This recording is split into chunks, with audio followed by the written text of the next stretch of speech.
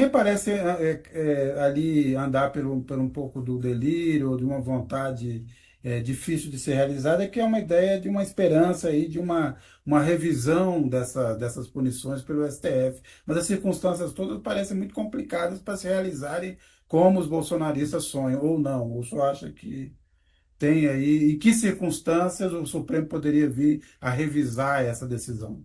Nenhuma, nenhuma. Teria que fazer uma revisão criminal, uma ação da revisão criminal. Só que a ação da revisão criminal, juridicamente, ela tem requisitos fechados, difíceis, e que, de novo, só se o Supremo mudasse a sua jurisprudência e seu entendimento acerca dos limites da revisão criminal para, nesse caso, atender. Então, sempre minha resposta, dentro das condições normais de temperatura e pressão, isto é causa finita. Acho que o que tem que se cuidar muito é que não se construa uma espécie de profecia com pretensões autorrealizáveis, né? Quando você dá existência a coisas que não existem, em tempos de redes sociais, no momento seguinte, alguém pega aquela notícia como se ela fosse já um fato e na quinta pessoa o fato já existe. Então, quando começa a se construir a tese, vamos reduzir as penas, vamos fazer não sei o quê, a um determinado momento, isso se transforma numa profecia autorrealizável, ou seja, quem construiu a tese consegue, no final, dizer: eu tinha razão. Percebe? E isso acontece muito, né, nessas coisas. O caso do Fux, que pediria vista, que eu logo contestei dizendo que isso não tinha fundamento, etc.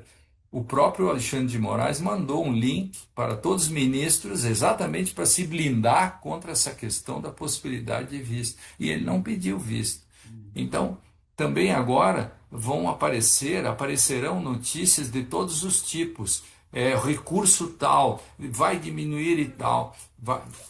Pode escrever os jornais de amanhã, depois de amanhã, durante toda a semana, no mínimo por 10 dias, isso estará fortemente nas mídias É como também e, é como também essa história do recurso a órgãos internacionais, como se também tivesse algum poder de decisão, que isso também também. já está pipocando por aí, né? Vai Sim, como se recorrer e tal. isso. Como se a Corte Interamericana de São José da Costa Rica desse guarida a quem pratica golpe de Estado. A Corte Interamericana, com todo o seu posicionamento, não daria guarida nunca a um recurso desse tipo do Bolsonaro. Quer dizer, dentro das condições normais de temperatura e pressão, como eu estou dizendo, a menos que a Corte mude a sua jurisprudência e passe a decidir de outro modo. Bom, aí eu não posso prever o futuro. Se eu prevesse o futuro, eu jogava na loteria. No seu voto, no primeiro dia, o ministro Flávio Dino deixou claro que a Constituição, a natureza dos crimes, não permite nenhum tipo de anistia, indulto. E o Alexandre de Moraes, depois, repetiu algumas vezes de forma enfática. A ministra Carmen Lúcia fez menção a esse tema, mas a história no Congresso continua também. Vamos uma anistia. Obviamente, a gente sabe que é uma história que vai acabar onde a gente imagina que vai acabar. O presidente Lula veta, se vetar, o Congresso pode derrubar, isso vai ser judicializado, o Supremo vai decidir, e já decidiu, basicamente, ou já tem vários votos antecipados. Agora, eu queria entender assim, que consequência teria, ou terá, uma insistência dessa oposição do Centrão com o bolsonarismo de levar à frente essa ideia de aprovar uma anistia no Congresso. Isso acha também que, dada o resultado de ontem, esta pressão tende a ficar menor do que ela foi nos últimos dias? Ou o contrário, ficará maior? Otimisticamente, eu acho que rei morto, rei posto, né?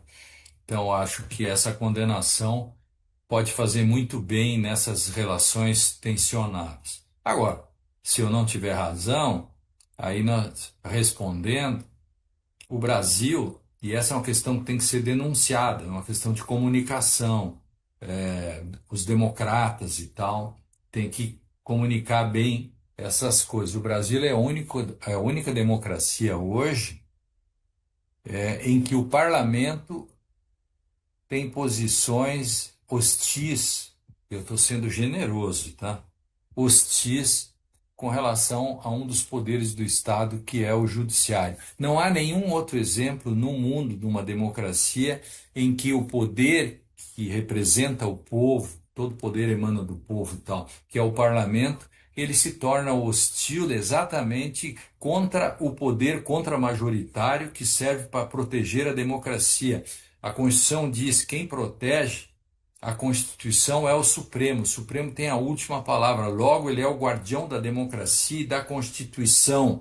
Isto quer dizer que, se ele for hostilizado, você tem uma crise política.